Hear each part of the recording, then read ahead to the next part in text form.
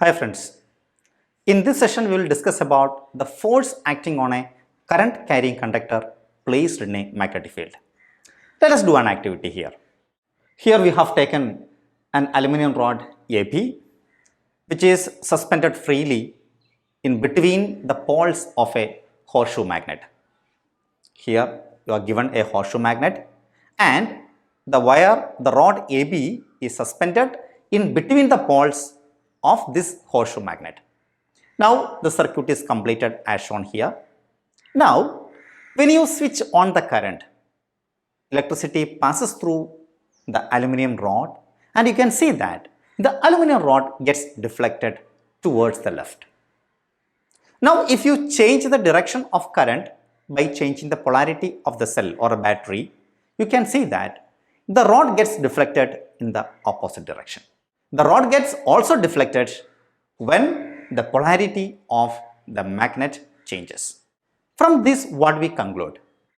We conclude that when a current carrying conductor is placed between the poles of a magnet, the current carrying conductor experiences a force. And from experiments, we find that the deflection or the force acting on the conductor will be maximum if the magnetic field lines and the direction of current, if they are at right angles. Now the direction of force acting on the conductor can be found out using a rule called Fleming's left hand rule. Fleming's left hand rule states that if you hold the thumb, forefinger and the central finger of your left hand mutually perpendicular, if the forefinger shows the direction of magnetic field and central finger the direction of current, then the conductor will be moving in the direction shown by the thumb, or the direction of force acting on the conductor will be shown by the thumb. This is known as Fleming's left hand rule. Now let us understand Fleming's left hand rule with a simple experiment. You see, we have taken a conducting wire AB and we have made the circuit as shown here. Now the current flows from A to B in the conductor. Current flows from A to B in the conductor. If you place a horseshoe magnet as shown here, you can see that the conductor gets displaced, or a force acts on the conductor or the wire AB and it moves. Now can you tell me the direction in which the conductor moves here? The direction of movement of conductor can be found out using Fleming's left hand rule. Let us just apply Fleming's left hand rule to find the direction of force acting on the conductor. You see here, what is the direction of current? Direction of current is from left side to right side, that is from A to B. So direction of current is given by the central finger. So the central finger you should hold like this. Now what is the magnetic field? You see, the magnetic field is from north to south. So you see, now it is right here. You see, forefinger shows the direction of magnetic field, the central finger shows the direction of current. Because magnetic field is from north to south, here current direction is from A to B. Now the thumb will show the direction of movement on the conductor. That means in this case the conductor will move to the top. Now let us change the direction of current. Let us assume that current is flowing from B to A here. Then in which direction the conductor will move? Let us apply Fleming's left hand rule. You see, here the magnetic field is from north to south as shown here. Now what is the direction of current? Is it the direction of current? No. Here the current is flowing from B to A. So you should hold your hand like this. Now you see, the forefinger shows the direction of magnetic field, the central finger shows the direction of current. Now the thumb will show the direction in which the force is acting on the conductor. You see, in which direction the conductor is moving now? The conductor will move downward, just opposite to the previous case. In the first case, the current was traveling from A to B. Then the conductor moved in the upward direction. Now what happens? The direction of current changes. The current moves from B to A. Then in which direction the conductor moves? The conductor moves towards the bottom. So the direction of force acting on a conductor can be found out using Fleming's left hand rule. There are many devices that use the current carrying conductor and magnetic field, this principle. The devices include electric motor, generator, microphones and so on. Many instruments use this principle. Now let us discuss about the working principle of an electric motor. An electric motor is a rotating device that converts electrical energy into mechanical energy. Now let us see how does an electric motor work. Now let us look at the diagram. Here you are given a rectangular coil ABCD and this coil is placed in between the two poles of a magnet, north pole and south pole. Now the ends of coil are connected to two halves P and Q of a split ring as shown in the figure.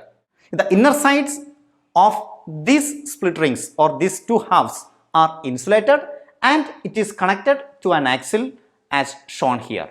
Now the external conducting edges of P and Q touch two conducting stationary brushes X and Y as shown here. Now the current enters to the coil from the point X and comes back from the point Y. That is, the direction of current here is from X, A, B, C, D, Y. Starts from or enters in the coil from the point X and reaches back at the point Y.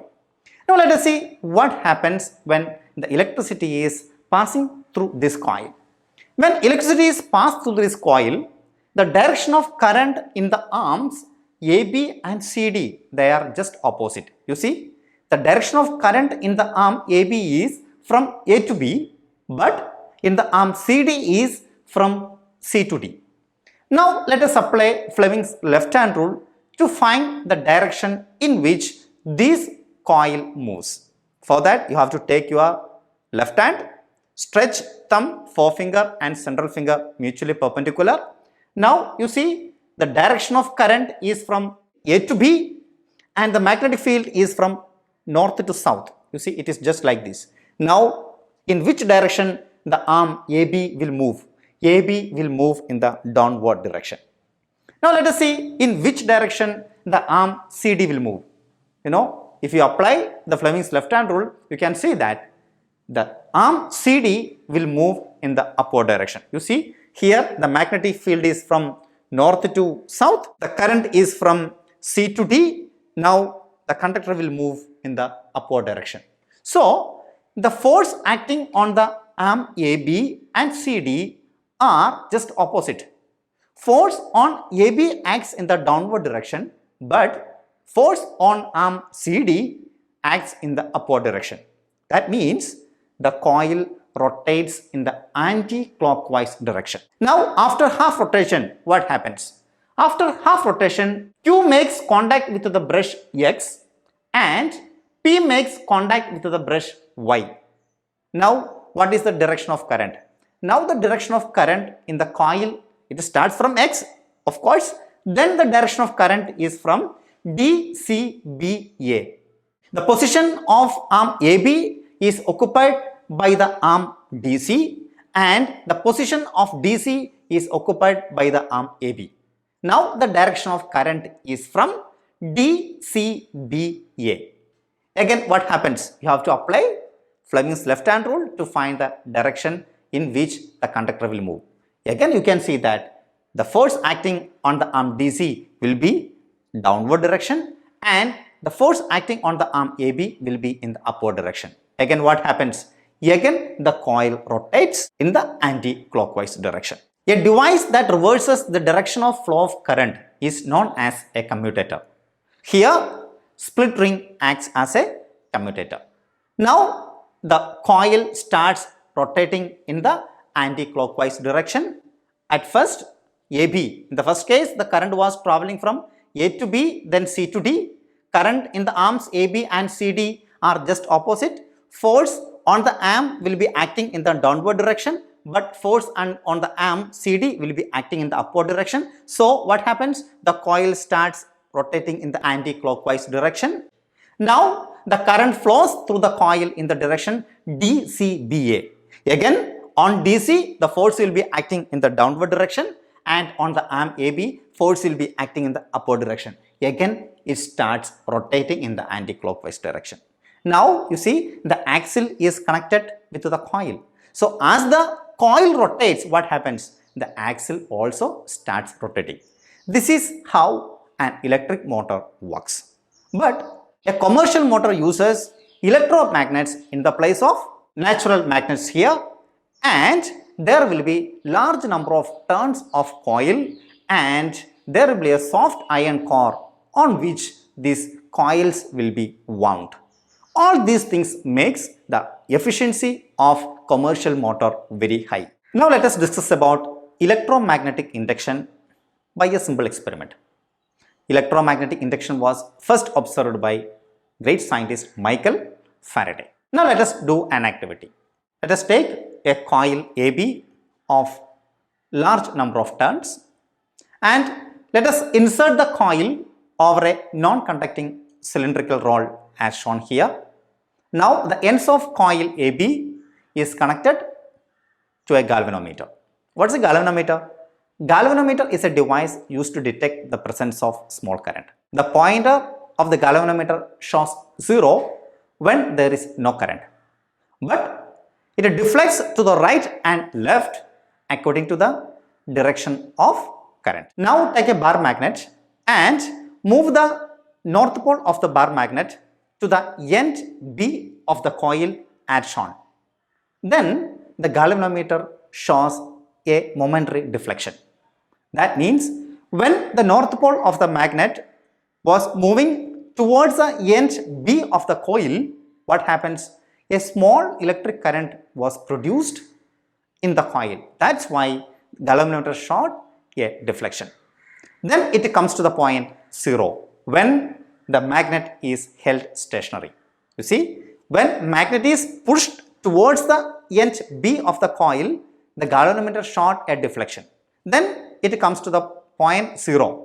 Now, if you move the magnet away from the end B of the coil, then also the galvanometer shows a deflection, but that will be in the opposite direction to that of the first one. What does it indicate?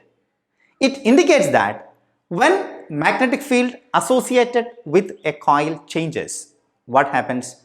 A electric current is induced in the circuit. Now, let us take two coils, coil 1 and coil 2. Coil 1 has large number of turns as shown here, and coil 2 has less number of turns. Now let us insert these coils over a non-conducting cylindrical rod as shown here.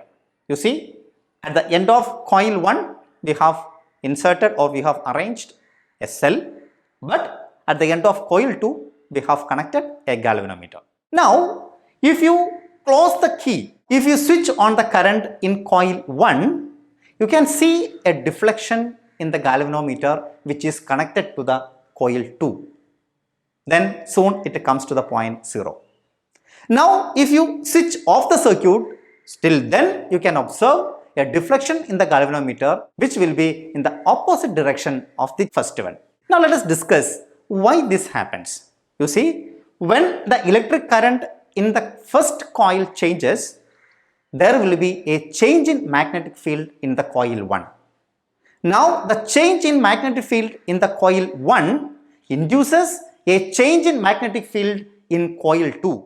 Now what do we conclude from this? Let us call the first coil as primary coil and the second coil as secondary coil.